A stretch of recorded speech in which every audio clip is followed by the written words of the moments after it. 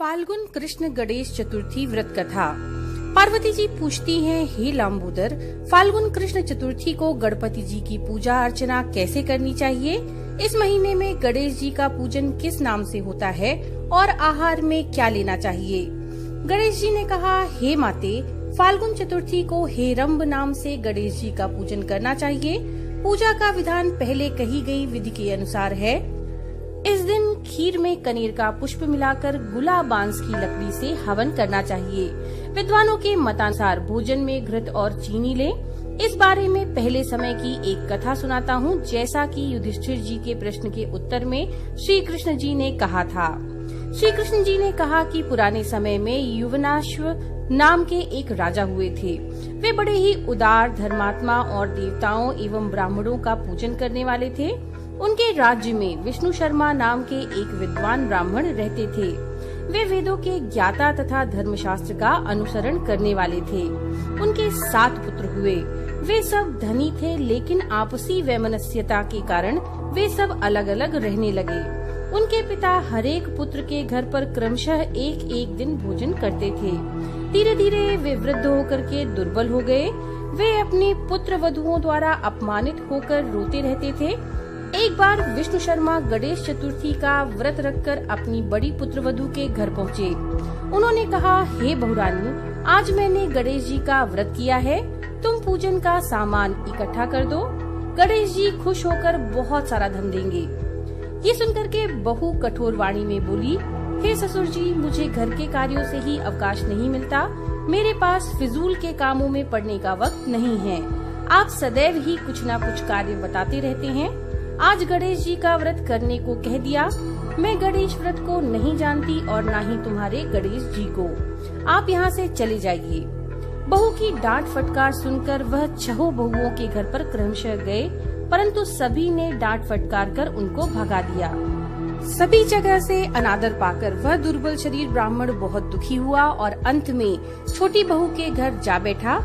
छोटी बहू बहुत निर्धन थी। वह सकुचाता हुआ बोला कि अरे बहुरानी, अब मैं कहाँ जाऊँ? सब बहुओं ने मुझे झिड़क दिया।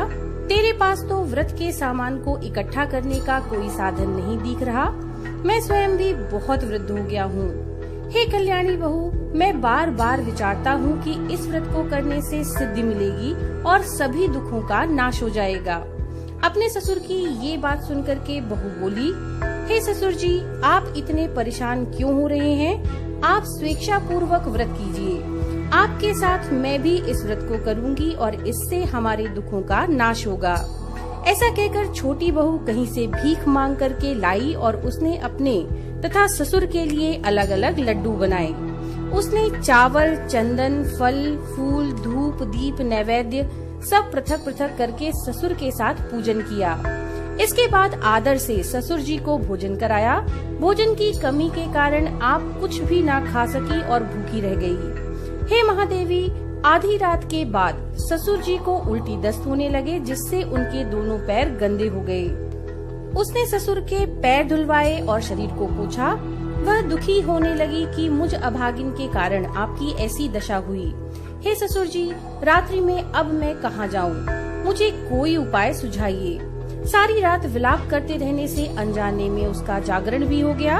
जब सुबह हुई तो छोटी बहू क्या देखती है कि उसके घर में हीरे, मोती और मणियां बिखरी पड़ी हैं और घर प्रकाशित हो रहा है।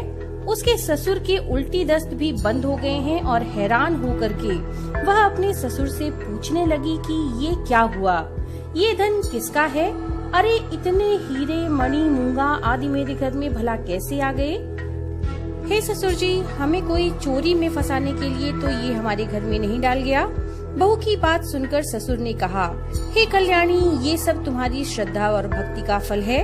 तुम्हारी भक्ति से गणेश जी प्रसन्न हो गए और उन्होंने इस व्रत के करने से ही तुम्हें इतना धन दिया। बहू कहने लगी, हे ससुर जी, आपकी कृपावश गणेश जी प्रसन्न हुए हैं।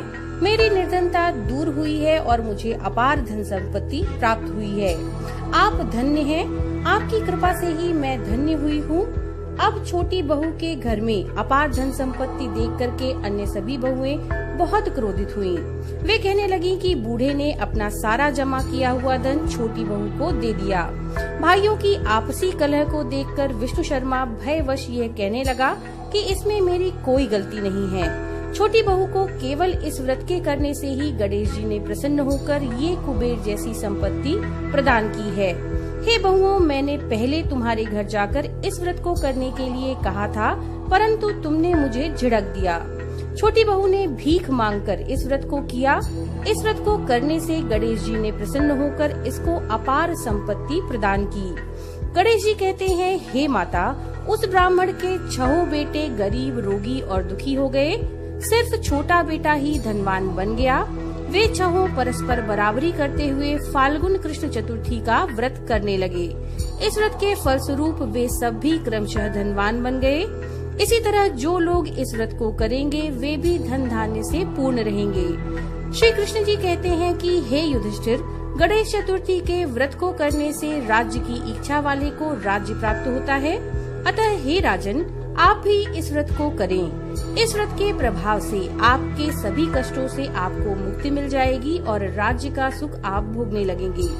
कृष्ण जी से यह कथा सुनकर युधिष्ठिर अति प्रसन्न हुए और इस व्रत को करके गणेश जी की अनुकंपा से संपूर्ण राज्य के शासक हुए।